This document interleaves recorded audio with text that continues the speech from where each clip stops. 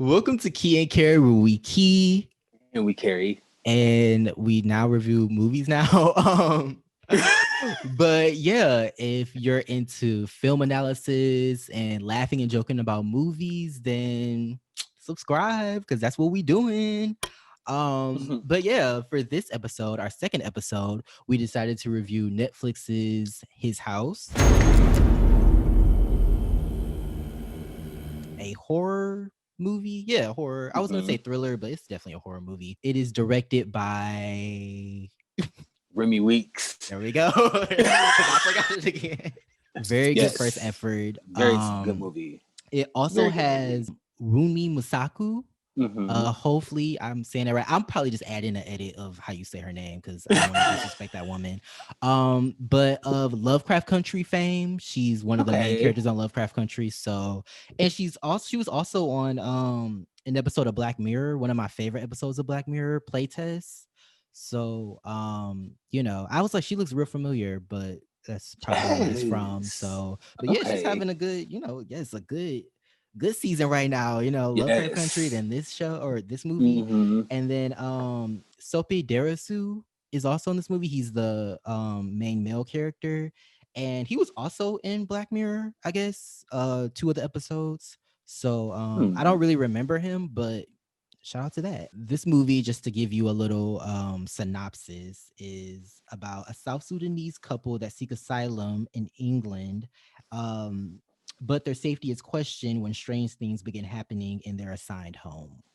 So we just want to give like a little spoiler-free, gig before, we go into the episode. So what did you think? What were your like initial thoughts?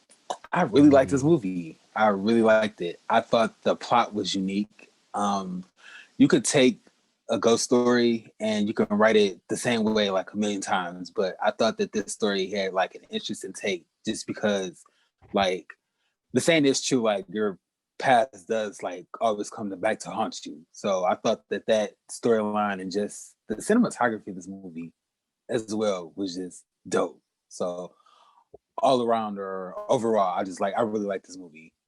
Same. No, this movie was amazing. It was good. It was really good. It was. Like, it was. I don't know if I'm just coming off of watching Bad Hair. No shade to Bad Hair, but like I don't know if it was because like we were talking about that movie, now we're talking about this movie, but this movie was really, really good. It was. It is. I just enjoyed it. The visuals were on point. The writing was on point. The acting was really good.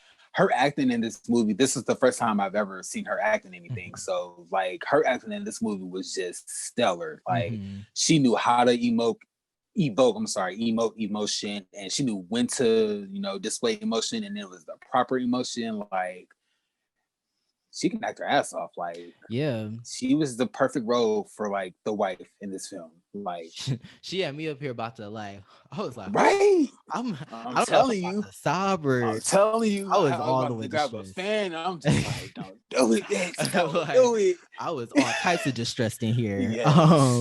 But yeah, it was solid. It's in terms of scariness, it's scary, but not in like the typical way, I guess you could say. Like, I don't know. It was very like it kind of reminds me of Hereditary, where like there are scary parts like boo scary, but then there's like ooh, like it's like that. It's not fear, but it's like discomfort.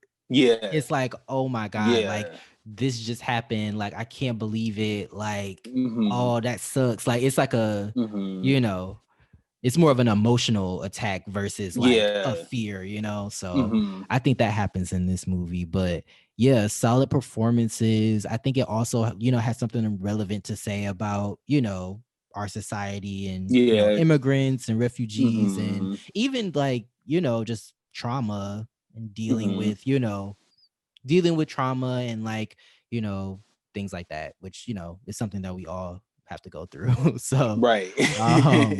But yeah, so that was our little spoiler-free part, if you like horror movies, I would say you should watch it. I think you should definitely watch it. Definitely. I don't know if this is a movie you watch with others. You could watch this movie with others. Yeah. I don't Yeah, see why you couldn't. Yeah. yeah. But yeah, I This would is definitely not a Netflix and chill type of situation. This no. listen, if I'm Netflix and chilling with this movie, there's gonna be no chill. Like I'm just gonna watch this movie. Like I've seen it twice already, and I'm not. No, I'm watching this movie. Get off of me! Like, what are you doing? I'm watching this It's that movie. good. Like Like, there is no Netflix and chill. What my girl but Nasha say, keep your eyes on the fucking road. Keep your eyes on the fucking screen. keep your eyes on the Okay. screen. Like, This for an hour and 33 minutes. Once that yes. hour and 33 is up. Keep your eyes on the screen and pass me that Kleenex, because I'm about to cry. Like, so definitely watch the movie if you haven't seen it already. It's really good. It's on Netflix, as we said. It's not that long, about like an hour and a half, I think. But yeah, so if you don't want it to be spoiled, we're about to Get into it. 3, 2, 1. Anyway. But yeah, so I just wanted to kind of go over some of the main themes of the movie. I feel like to me, okay, so when I first like heard about this movie, when I watched the trailer, I thought it was gonna be more so about like racism, I guess. Like I knew the house was gonna be haunted, but I thought it was gonna be kind of like maybe like an allegory for racism and how like immigrants are treated, you know, or even like refugees are treated when they come to a different country. But it kind of had a little bit of that. Like there were hints of that in the movie, definitely. But I think the bigger thing was more about trauma and how we deal with trauma and how trauma haunts you kind of like, you know, a ghost would, you know, like it attaches itself to you and, you know, it follows you and it wears on you kind of how a ghost would, I guess, if a person was haunting you. So And I also add like trauma, not trauma, I'm sorry, how like this movie kind of depicts how people grieve differently. yeah, Like if right. that's, I don't know if that's like kind of the same as trauma, but like this movie No, yeah. definitely depicted how people grieve differently in terms of like having a death in the family. Like this movie did a very good job of showing that, especially between like a couple that's already gone through so much. Like it's this movie did a very good job of showing like the husband's emotions and the wife's emotions. Like it was good. It was good. We're good into it. Yeah. So also this movie has some genuine fights. Like let's start with that because the fights were there. Like yeah, like right off the bat, the first one where he's like looking in the hole like of the wall and then he like leans up and like the little girl is just there and like I was like that scared the fuck out of me. Like I was like, oh my god, like, and it wasn't even like the fact that like it was like a jump scare, but just like her face and just like the like it was just, it scared the fuck out of me. Like I honestly feel like horror movies that use jump scares with no, because you know how like movies would do like a jump scare and then they'll have that sound right after it that's like this is a jump scare. I don't know, I kind of think it's scarier when they have the jump scare but no music after that. Like it to me that is even more unsettling. This movie was extremely silent. Like whenever they were in the house and there wasn't like any outside noise or whatever, it was extremely silent. So that's kind of what had me like on the edge of my seat, just because like you don't hear shit, and then like when you do hear something, you know it's like a noise that's not from like a human, or it's a sound that a human didn't make. So a lot of the music that they did use was very like, it was like, I don't know, like it was like a humming, like when she's in the classroom with those women, like it was like a hum. It wasn't really like a song, you know. So I did think that was interesting. Honestly, to me, the scariest parts of the movie, one of the scariest parts of the movie was when they were in the sea, like the scenes where they're in the ocean and like, you know, of course it's like, I mean, I guess it's scarier to me because I had dreams like that. Like I always have dreams about being in the middle of the ocean. I don't know what that means about what that says about me, but like, yeah, like those scenes where they're like in the ocean and like it's so dark and it's just like it's just so scary because like I don't know, I like the ocean. I think it's like so dark, but so also like alluring and beautiful. Those scenes are so beautiful because the ocean and just like the surroundings are so beautiful, but it's also so dark. So it's like scary, but it's also a beautiful shot, you know? So they did a really good job like showing that, like the yeah. beauty and then kind of like the horror, like Right. just mixed together. Because like you said, the ocean could be like a thing of beauty, just it being like calm and serene, and then we also know like the ocean could just be like a destructive force. So Right. like the way that they shot the scenes, or like the way that they depicted like the serenity of the ocean, and then like the ghosts like haunting him, I just thought it was just amazing. Like yeah. And I also thought it was interesting how like in the ghost scenes where like I don't know, like I feel like I'm not a big fan of ghost movies, but like I do feel like in a lot of ghost movies, like you'll see the ghost and then they go away. But I thought this was interesting how like he saw the ghost and she was literally just there, like living. Yeah, this movie reminded me of two other movies while watching it I had in mind. So one of them is Don't Look Now with Donald Sutherland. I think it's from the 70s, but it pretty much has the same premise, but you know, obviously slightly different, you know, things are different, but it reminded me of that movie. That movie's also really good. And then it also reminded me of The Babadook, which, you know, is really popular. So, but both just about like, I guess, loss and mourning, which, you know, those are, losing somebody is traumatic, of course. Like losing somebody that you love and cared about is super traumatic. So I feel like it kind of adds to that idea of like, how do we deal with trauma and what happens if we don't deal with it in the right way? I think the scariest scene in this movie for me was like he went downstairs and he the wallpaper just kind of like rolled down the wall and he saw the hole in the wall. So he like, I think he stuck his hand in there. He started pulling something out, and then the camera would like rack focus between like what he was pulling out of the wall, and then it would like do like a close up of him and everything that was behind him. So he's so in like to the wall that like something was like coming towards him, and he didn't notice. I'm like, oh shit, like here the fuck we go. But he keeps pulling out the wall, and then he gets the doll. Like the doll comes out of the wall, and then the hand like just pulls the doll back into the wall, and I was just like, "What the fuck?" That And part was then scary. Yeah, like when she grabs the doll. yeah, it Yeah. was crazy because once he came to, that hole wasn't in the wall anymore. Like the wallpaper was back up, everything. So I was like, "What the fuck is going on right now?" Right. Like So do you think that the house was haunted or do you think they were haunted as people? Because I have a theory about it, but so I gotta ask. I kind of wanted to. I did believe at first that the house was haunted, but then I was like, if the house was haunted, like wouldn't their neighbor like be experiencing like some type of like paranormal shit going on or whatever? But the more I thought about it, I was like, I think it's just they're haunted. Like their past like is haunting them. Like Yeah. Because I was thinking like maybe the house is haunted, but it's just reflecting their trauma. Like yeah. the house knows what they've been through, so it's haunted, but it's reflecting their experience and what would actually terrify them the most. But honestly, like when I think about it and like watching it a second time, I thought it was more so them. I think it was more so about them being haunted because Yeah. you know, again, like when you think about like trauma, I keep talking about trauma, but when you talk about like trauma, that's you know that's what follows you. It's not about where you are, it's about you could go anywhere in the world, that trauma is still going to follow you because it's within you. So Were you able to make a connection between I guess the creature, like the monster, and the little girl? I'm still lost on the connection between the monster and the little girl. it's kind of hard for me to think about it in the literal sense because I thought a lot of my takeaway from this movie was allegorical.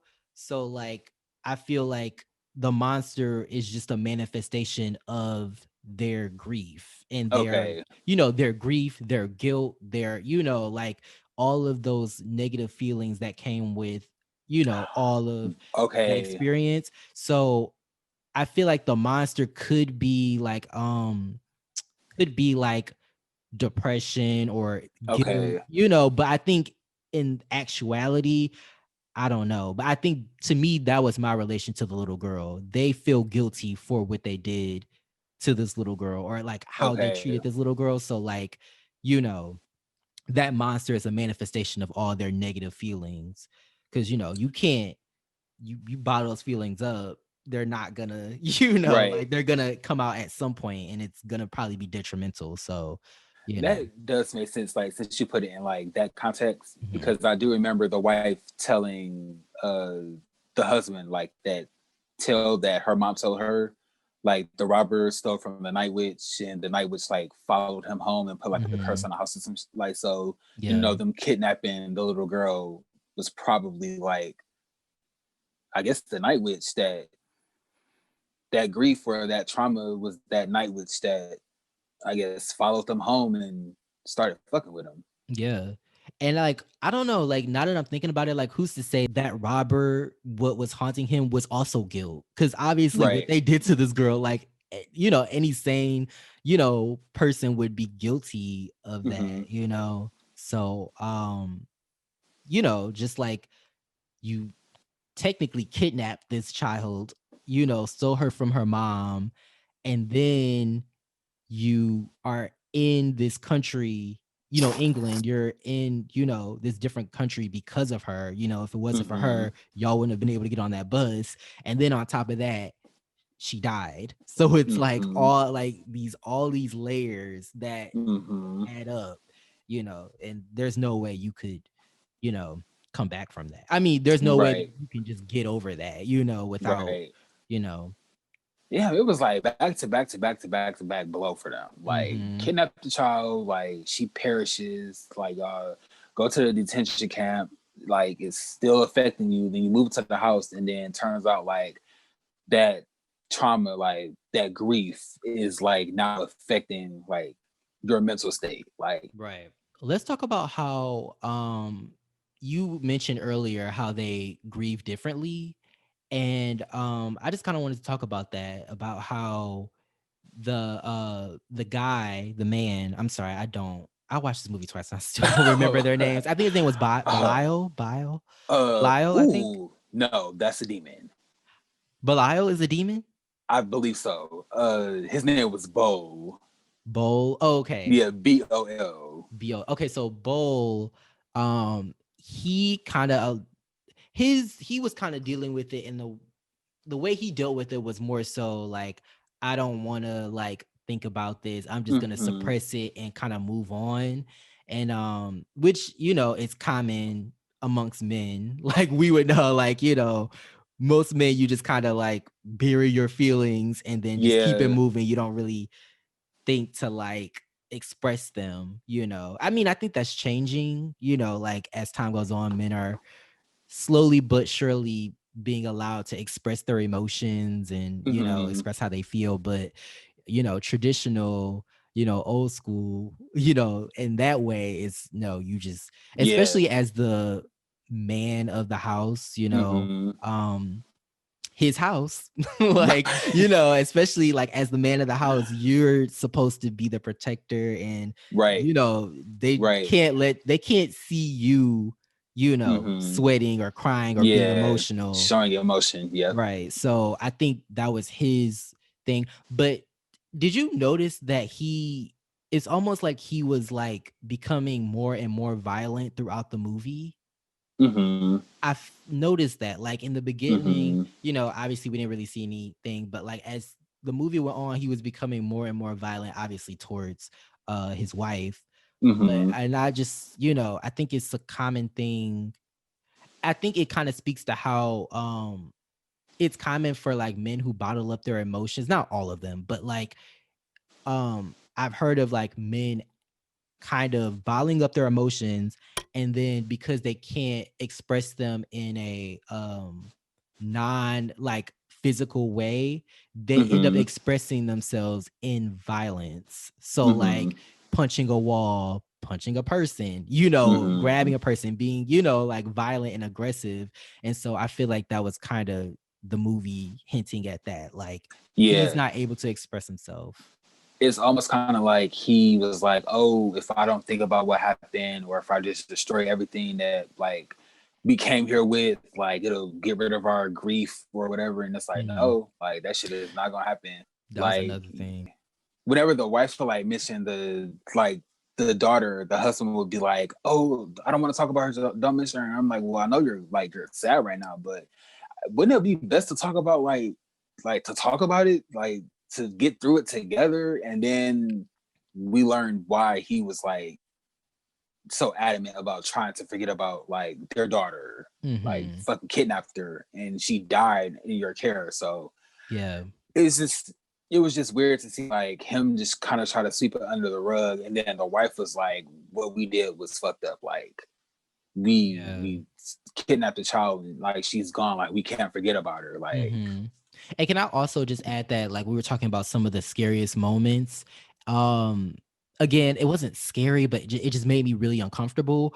But or like, you know, sad and all of that stuff. But the scene where you know, they kidnap the daughter, they kidnap the little girl, and the mom is like, oh shit, she's on the bus, like, and she's like running and like crying and like screaming for her daughter. And I'm like, damn, I can't imagine like your daughter just got taken away from you, like you have no way of trying to figure out where she is or how to find her. Like that is hard. And then to know like that she died, like obviously the mom doesn't know that, but we know that, like, you know, so it's just like that is heartbreaking just to hear the daughter crying for her mom and then the mom crying for her child is just like, it's crazy because when she got on the bus, I was thinking like, well, damn, like they got away. She's probably in good hands now. And little did I know, like it's kind of a slap in the face. And you know who does this a lot? What TV show does this a lot? And it's funny that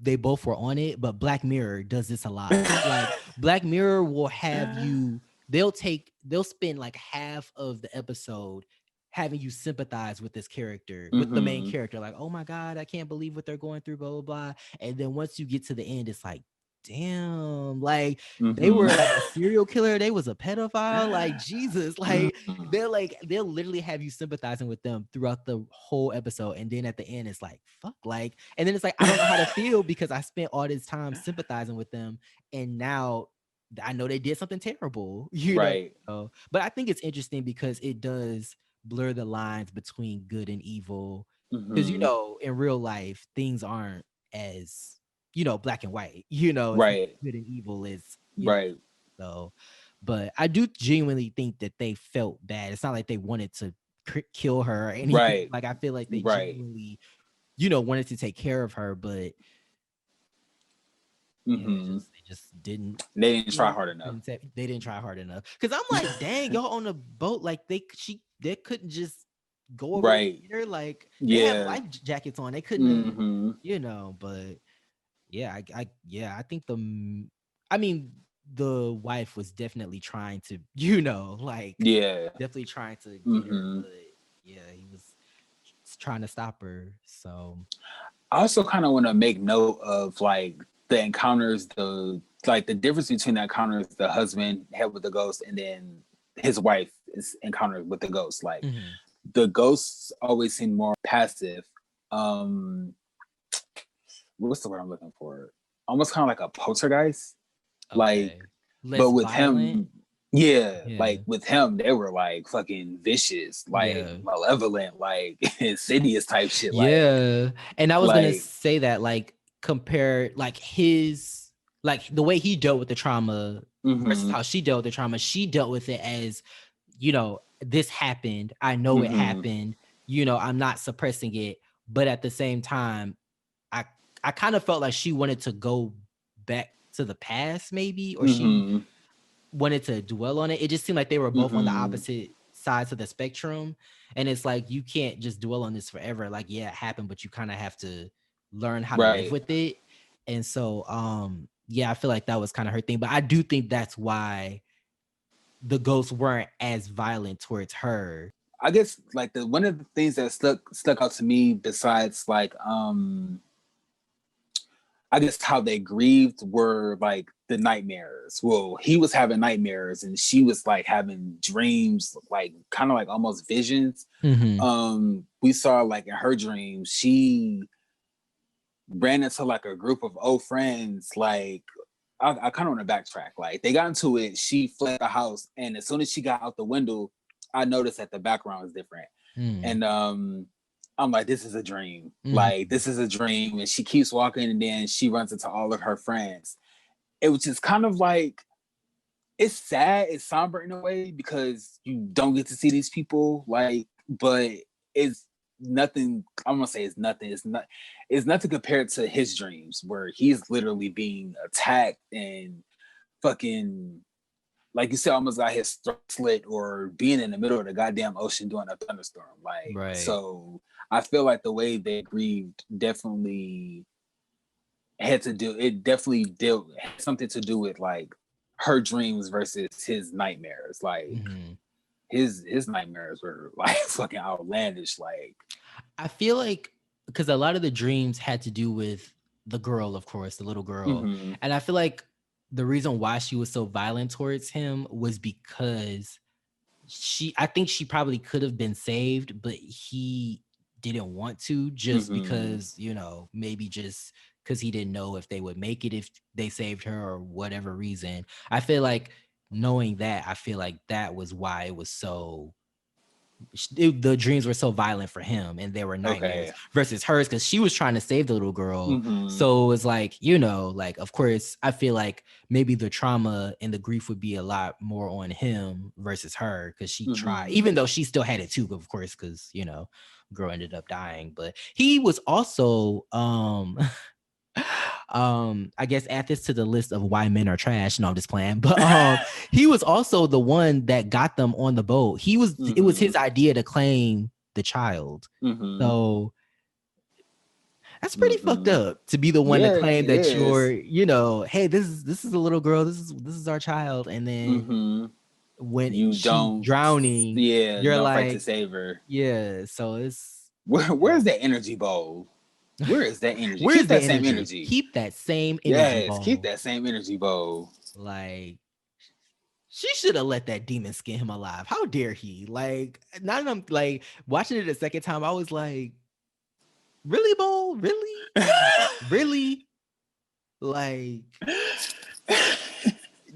okay, so a moment that made me laugh in the movie was when I think it was the second time he interacted with the ghost. I think it was the time where he was about to get his throat slit. The next scene was literally him in that office of that white dude.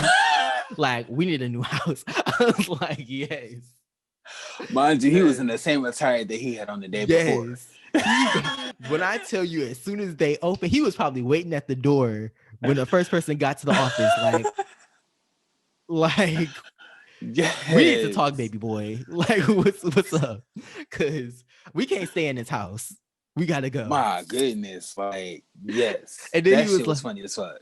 And then he was like, "Why do you need to leave?" And he's like, "The rats." And then he was like, He's like, "Well, there's rats everywhere." He was like, "Well, any other house will do." He was like, "Oh, so it's not about the rats." He was like, "No, like, get us out this house." Like, yes. It's so funny because I just feel like that, because people always talk about like Black people in horror movies. I guess other races are white people, and it's like Black people are like, yeah, we would be the ones to like, we need to go, like, please, ASAP, like ASAP, like. And he was like, we need to, like, that shit was so funny that he was literally in there the next day, like, we need to go. Like, so I think it's safe to say he was on his Tokyo Tony shit. I'm ready to get the fuck ASAP. After this shit. Go. I also want to shout out this movie's like highlight of scarification, which is of course, the art of, creating art through scarring yourself, scarring your body, similar to tattoos. I guess Western civilization would probably liken it to tattoos. But yeah, I thought it was dope. I really liked the wife. She had she had some scarification. She even talked about how she marked herself for both sides of both sides of the tribe of the area that she lived in. And yeah, I thought that was really cool. And then you get to see it even more when she's sitting with the women in that classroom. I keep saying a classroom, but in that room, you could just see, like, I was just like, oh, that's so dope. Like, yeah, there was like so many different like different marks. Even like the girl that they kidnapped, she had like the marks on her forehead, and I was like, oh, okay, like yeah, I that thought that was was super dope. interesting. I also want to talk about how they were treated just as refugees or just as people who were, coming to England. Did you get the feeling in the beginning that they were criminals? I mean, I did. yeah. Like during the whole interview or whatever you want to call it, when that guy told them like, "Oh, you're being detained, not detained, but you're being released," and he was talking to them almost like they were like fucking capital murderers or some shit. Yeah, I'm because like, I was no, like, sir, they were uprooted because of a war. right. Like, I was like, did they kill some? I was like, are they criminals? Did I miss something right. in the movie? Like, I was like, what? And then I was like, well, I mean, I could imagine that probably is how, that probably is how refugees or people that are fleeing their country you are treated, like they're just treated like, we don't, I mean, I feel like the movie spoke to like how people treat refugees in the sense that like you should be lucky that we allowed you into Yeah. our country anyway. So however we treat you, it's fine because it's better than nothing. And it's like Right. that shouldn't really be the way you think about it. Because if you can't treat somebody better, why not? Especially Right. given all the things that they've gone through. Like, why would you want to add on top of that? So aside from like the horror, I kind of thought that was going to be like an underlying tone throughout the movie, like yeah. this racism and stuff, but there wasn't. Like they encountered like a few dicks. Like I guess that rubbed me the wrong way. And then Rael's encounter with like the three black British Yes, let's get into teenagers. that. Like, I thought it was interesting that they were black. I thought that was, and I think that that was probably done on purpose, just because, I mean, obviously, like, I guess there's a disconnect between black Brits and, Africans, just like there's a disconnect there's a disconnect between like black Americans and, the Africans that come here. And so I just thought it was interesting because, I think, they were of course making fun of her accent. right. And then what were they doing? He was like, we speak English here, because she said thank you, I think, or she said something to the effect of thank you in her native language. And they were like, what? Like, we speak English around here, we don't go back to Africa. And I'm like, that's just, it's so wild to me that like, and I'm sure people really do feel that way, like there really are like, black Brits or black Americans that really would say something like that. And I'm just like, it's just so interesting to me because you are literally from Africa. Like, Yeah, you're that's, black. You just have a fucking British accent, English accent. Like your ancestors came here just a little bit before theirs did, like, or a little bit before they got here, so it's like, that is who you are. And so I thought that scene was interesting just because it's kind of a lot to unpack, but they kind of addressed it in such a, a quick way, because right. I'm just like, these kids, I mean, they're kids, but at the same time, they're old enough to know better. At the same time, them being black, right. They have faced their own like issues with racism.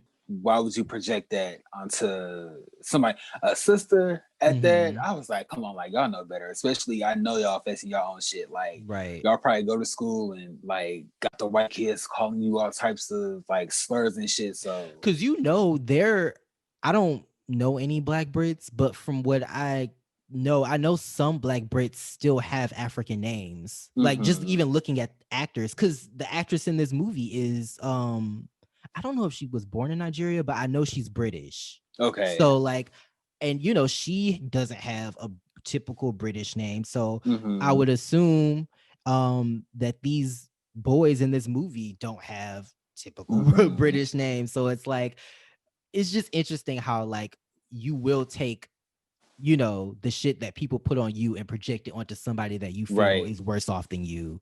Mm-hmm. So yeah, I just thought that was such an interesting scene. I'm like, how you gonna tell her to go back to Africa? Right. Don't the white kids tell you to go back to Africa? Mm-hmm. Like, cause you not that far removed from her. Mm-hmm. But can I also point out that we talked about it earlier, but they definitely wouldn't have tried that shit with the husband. no, they would not definitely have. wouldn't have told Bo to take his ass back to Hell Africa. nah.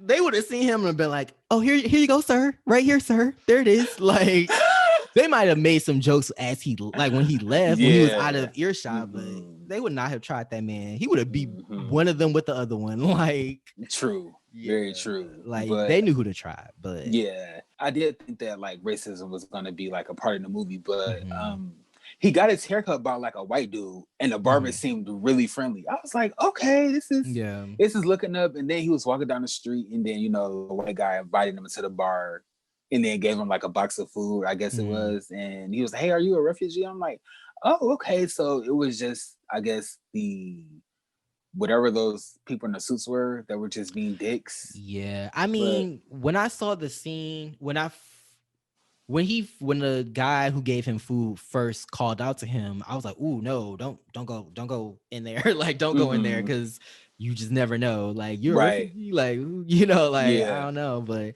luckily, it was a good thing, right? And he got to sing that song. Yeah. So I was like, oh, okay, but yeah, I just thought that their interactions, I'm glad they were minimal, because like I said, I thought this movie was going to be more about the racism they have to face, the xenophobia they have to face. But I liked how the story was solely about them. Like, this is their experience, and I don't mind movies, of course, that talk about racism or talk about both sides or race relations, but I just like how this movie was very more about them, because that's like I said, that's a conversation that we don't really hear about, so plus trying to, I guess, incorporate like horror, supernatural with like racism. This kind of would have been like too campy, almost kind of too many subjects. You thinking of bad hair. You thinking of bad hair. That's what that is. Because Bad Hair tried to do that, but I think this movie, if this movie wanted to go there, I think they could have, and it would have been done well. Yeah. But yeah, I just think, I'm glad that it turned out to be this type of movie and not that type of movie. Even though that movie would have been okay too, probably. But yeah, I just also want to talk about how, like, I guess, again, going back to trauma. We love it. Trauma. Don't we all have it? Anyway. But yeah, just how this movie really made me think about how people who come to this country really, like, it's just crazy how, like, they were expected to act a certain way. I mean, like, throughout the movie, you could, like, there were little, like, hints of, like, oh, you have to be because, like, in the beginning they talk about how, like, oh, we're good people, and the guy's like, oh, well, it's not me that you have to convince or whatever. And then they said it again to the main dude that was working with them, and then they said it like a couple more times, and it was just this reoccurring theme of, like, we're good people, we're good. And it's like, why do they have to prove that they're good people? Like, like, why is there already a negative attachment to them, right? So, and I also just think about how, just thinking of the movie as a whole, about how, like, people, immigrants, especially refugees, you don't know what they had to go through to get where they are now, know? And so to me, it was interesting when when Bull was talking to their caseworker, I guess, about, like, we need to move. And so he kind of had this little talk with him about how, like, oh, well, you're a man, like, this is just, life testing you as a man. So, kind of deal with it, it's gonna change you for the better or whatever. And I'm like, you don't know what this man has been through. You can't even fathom what this man has seen or what this man has been through. And I mean, obviously, I don't know the character that plays the caseworker. I don't know what his life is about, but this isn't about him. This is about, this is about them. So it's like, how can you say that to somebody? You don't know what they've been through, what they've seen. They could have seen some unspeakable things that you couldn't even fathom you know, like you couldn't even think about how terrible or how Yeah, they were heartbreaking. fleeing a war like Yeah. within their country. So Like, so to me, it's like you can't say, I mean, I guess we all have that, you know, we all have that in us. We all could be accused of doing that. Like, why don't you just kind of get over it, you know? But it was just right. this expectation that they need to get over that and be model citizens. You Mm-hmm. know, when it's like, how can you be a model citizen when, you know, like when literally I'm dealing with all this trauma, I'm dealing with all this PTSD. I've Right. seen so many people die. I've seen my, you Mm-hmm. know, you've seen your parents, your family die. Like you've seen all these terrible things. How can you then, with no therapy or no other outside help, go and be a model citizen? The fact that he was knocking down all those goddamn walls and that neighbor didn't seem to be affected by it. Cause I'd be Maybe like, that's why she was homeboy, mad. you Maybe she got you wasn't gotta chill racist. the fuck Maybe she was out. just annoyed. But she Like, was staring at them when they first came in. So I was like, yeah, I don't know with that what's going janky on ass here. Bob. Not the Jakey Bob and the cat. Like Was petting her pussycat with that nut ass wig on. the part where he got scared by them ghosts and then he saw her in the window and he was like, Yes. like he was like, That nigga flew out the house. Like, that was honestly another like scary moment for me. mm-hmm. Was like that. Like, Yeah.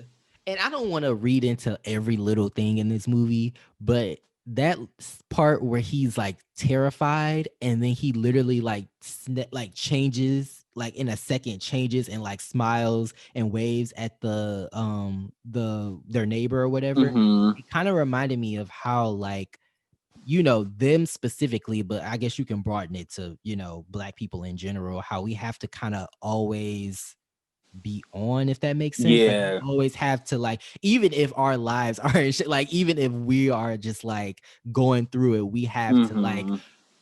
we have to like pull ourselves together and make ourselves, you know, look a certain way or be a Yeah. certain way. And I kind of feel like that's what when the movie in relation, like the characters, the main characters in relation to the people that they're around, you know, the white people, the caseworkers or whatever. I feel like that was kind of the reoccurring theme of like they're going through so much, yet they have to maintain, they have to be these model citizens. Mm-hmm. And it's like, well, damn, can they get some therapy? Can they get Right. somebody to talk to? Like, you Right. know, like the woman, she literally was like, I just talking to the nurse or the Mm-hmm. doctor because, you know, I have nobody else to talk to. I'm like, you would think like maybe hopefully they can get some type of, you know, Right. counseling for what they've gone through. But, you know, again, I think those white people were like, you just lucky to be in England, Yeah. you know, and it's Mm-hmm. like, that's unfortunate, Mm-hmm. you know.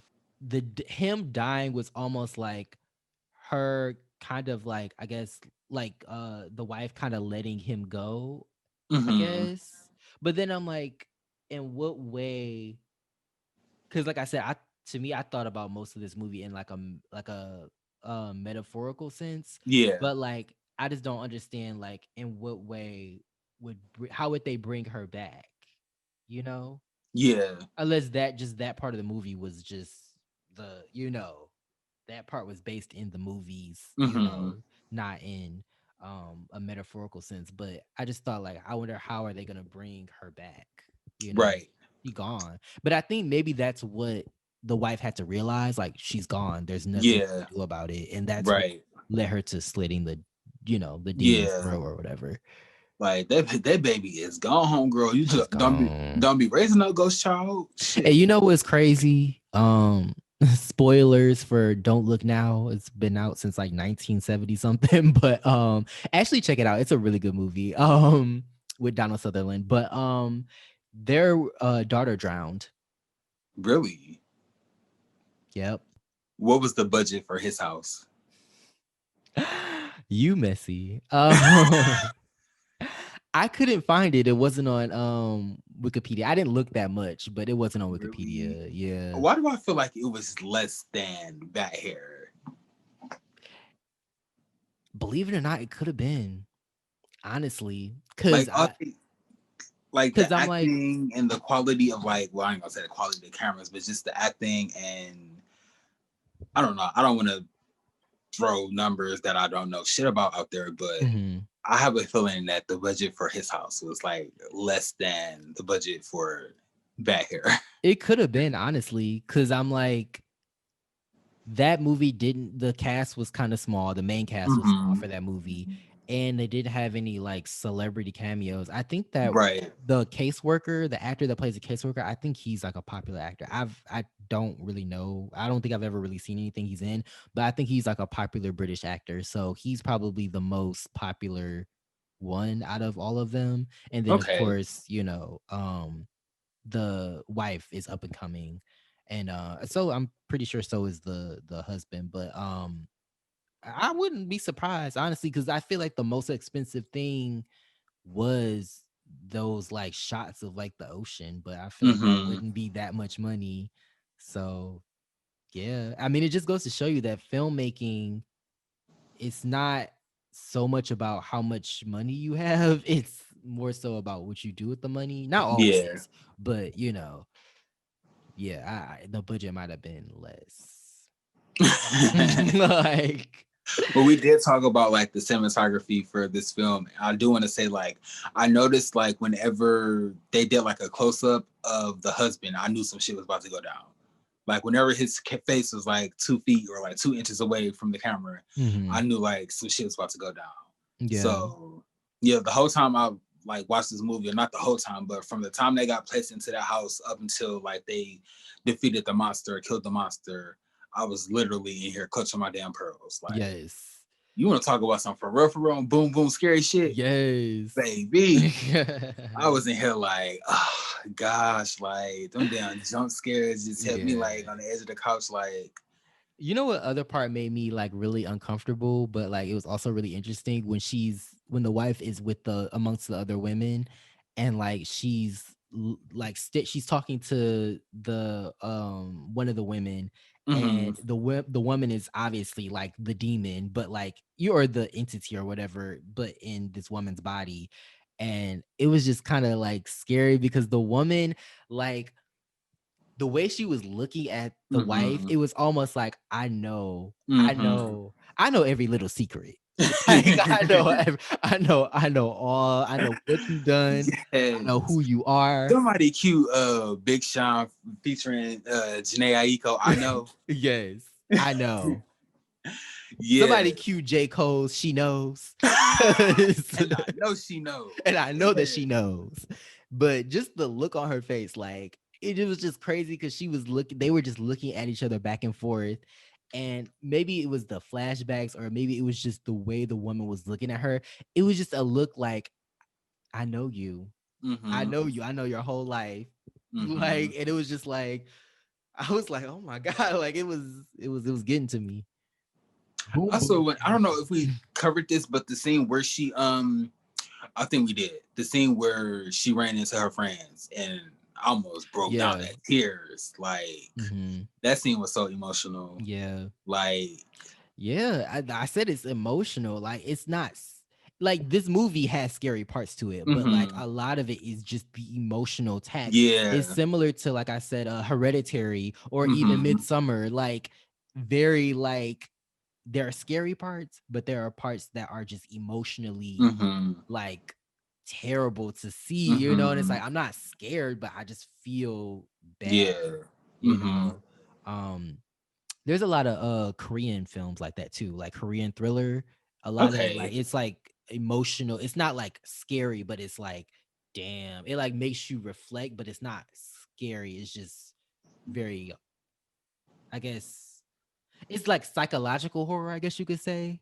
Okay. But okay. But so the ending, would you have kept the little girl, or would you have Hell no. Hell no.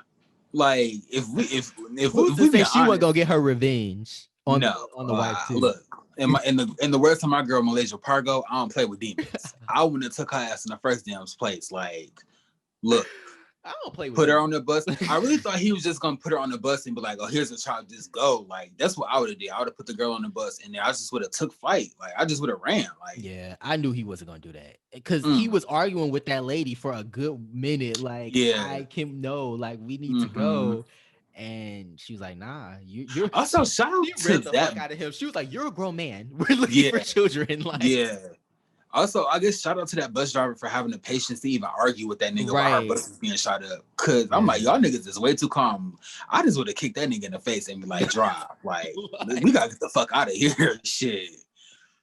What you talking about? Like, we need to go. But yeah, you're right. I definitely would have not kept the little, or I definitely would have kept the husband and not the little girl because she's gone. Like that's, I think that's just one of those things where it's like you just can't take shit back. If it happens, it happens. You just have to. And unfortunate, but she said that at the end, like when the caseworker was talking to her, like then they were just like, we just learned to live with it. Yeah. Like that's just, and that's grief. That's, I mean, as I've heard people say that have lost really important people in their lives, you never really get over it. You just kind of learn to live with it. So, that's something they just gonna learn to live with, But did we talk about the ending on air or off air? I think we talked about it off air. Okay, yeah, we did talk about it off air. So let's talk about the ending. I thought it was interesting. What was your take on like the ending with the people in their house? The shots of the people in the house. At first, I thought I thought there were people that had like come into contact with like that monster or the creature, and they like, I guess, died by his hands or whatever. But it was I think you explained it, and I also had to look it up, but it was more so just like people that they have lost in like Sudan to like, that war that was going on. So it was basically just ghosts of people that they left behind or lost behind, like in Sudan. It's that makes also sense. Kind of want to go back to the nightmare, because in her dream she interacted with humans, and his nightmares, they were always like ghosts or demons that were like coming after him. So I was like, who the hell, like, where are all these other people? I know there are people from like the ocean, like, but he really didn't have any type of, I don't know, relationship with the other ghosts. That I mean, the only ghost he had a relationship with was the girl. So I was just like always wondering, like, where are these ghosts, or why are all these ghosts coming for him? Like, I think it was because he was the one that forsaked her. I think because he was the one that left her. I feel like the entity, the thing that she was talking about in the story, I think attached itself to him. And because she was there, she also had to deal with it. But I feel like in like a metaphorical sense, like I feel like he was the one that left her, so the guilt is really on him. But of course, the wife also feels guilty because, she was there and she couldn't save her. She told her, like, I will protect you. Obviously your mom isn't here, so I will be the one to protect you. And she wasn't able to do that. So even if you were trying to get to her and people were holding you back and you couldn't, like, you still feel guilty. I'm sure even the mom that was, not on the real actual mom, her real mom was also felt guilty because she wasn't able to like save her child, even though her child, was able to get on the bus, so it's, just guilt that you're not able to protect this little girl. It's weird because since you put it that way, I do remember like when he had that nightmare, when he lit the candle and then he went to the campfire, the monster said, like, you stole everything from me, or you took my life, or something like that. And I was like, he killed somebody or he robbed somebody? And then I was like, now that you said that your life is not yours, you stole it. Yeah. So I think that was probably the little girl talking through the monster. Like, you stole this life, and I don't know, you stole it, and then you didn't do what was necessary to I guess to protect it. But now that I think about it, if she hadn't got on the bus, she probably would have died anyway. I mean, while they were getting on the bus, like the gunmen, like the militia were shooting the bus. So, I mean, I kind of feel like it was, I won't say 50-50, but she most likely probably would have died just being in that area because the war was so bad. I think it's more so. I think I agree, but I also feel like is in the sense like she helped them. Like if it wasn't for her, they wouldn't be there. Like they would not have been able to even get to the boat. So it's like she was there for you, even though she didn't know it. Like she was there to help you, but you were not there to return the favor. Right. You really wanted to get on Right. that bus, so you use this little girl. Right. She could have bit you. She could have ran. She could have like, this is my True. father. Like she could have True. You know what she should have did? Psst, all in your motherfucking face when I see you, bitch. I'm like, sir, that is definitely assault. But should have been like, what is it like? That taser. But yeah, he didn't return the favor when it came to like helping her.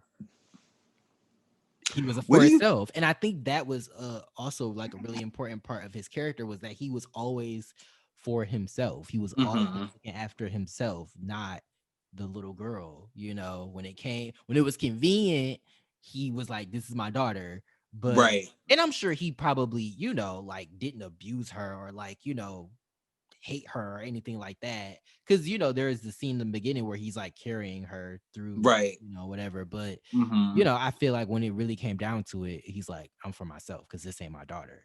But it's like you took on the responsibility of this little girl. So what did you think of, I guess, the way the wife murdered the monster, the creature? I was like, slitting his throat. I was hoping for like a little bit more innovation, something like more creative. I thought it was okay. I mean, I feel like it was more so just the fact that she killed it in general. I guess that they were maybe trying to focus on versus like how she killed him. I did think that there was it's interesting that there was a connection to blood in this movie. Yeah. Similar to the connection to blood in Bad Hair. It made me think of that. Because they kind of like show like when he cut his hand in the beginning, it was like blood. And then like when she's slitting the throat of the entity thing, blood. So I was like, it's interesting. And then like in Bad Hair, when but horror movies use blood a lot. Like they use blood as a way to, either start some shit or end some shit. like so like, so but yeah, I thought when it came to the ending with all the other people in their house, to me it seemed like it was almost like this story isn't because it was like Africans, but it also seemed like other races. Like I thought I seen like just people from other races. So to me, it just seemed like this is a story that is not specific to them. Okay. Or even Africans. It's just like this is a common, not common, but this is like something that could happen to any refugee, or this could be the story of multiple refugees or immigrants.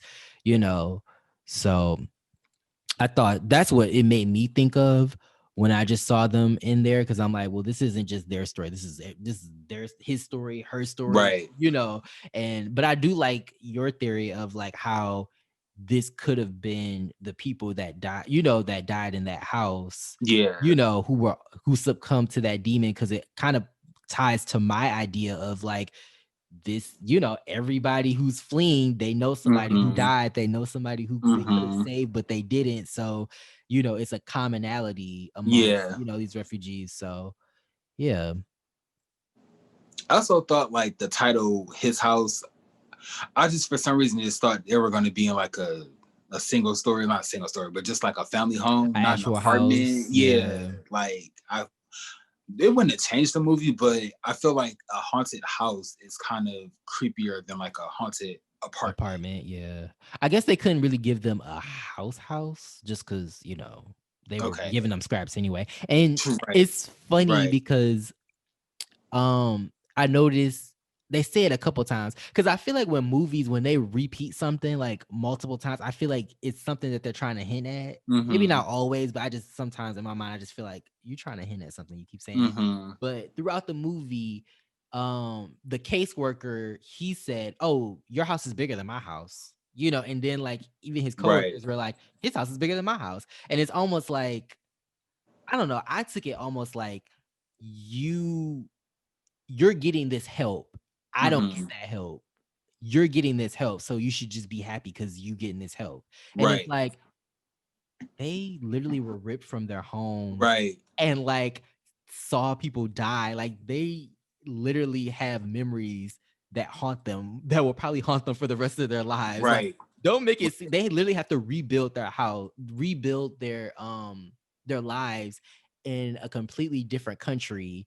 Like, don't act like y'all are on the same level and they're just getting benefits. And you're not. Like, so I feel like the movie also, like, it was like a little subplot of highlighting the disconnect between like refugees or immigrants and like the people that live in the area that they immigrated to. Western civilization, I guess you could say. So yeah, but it was good. It was a really, really good movie. I enjoyed it a lot. If you have the time, watch it. If you like horror, Definitely. Even if you don't like horror, I would say watch it anyway. It just, I mean, yeah, because it's not really, it's horror. Because don't get me wrong, I don't like to downplay horror at all. I love horror, but yeah, even if you're not into horror movies, it's a good story. It's really good, like suspense, mystery. I kind of want to categorize it as like mystery and suspense because there is a horror aspect to it, but for me, most of the time, I was just like, "Oh shit! Like, what's gonna happen next? Like what's gonna happen next?" So it was a really good movie. It was directed really well. It was written really well, and like I said, the actors gave grade A performances. Like, yeah, definitely. Miss Rael, what is Miss Musaka? Musaku? Oh my god. Let me look it up.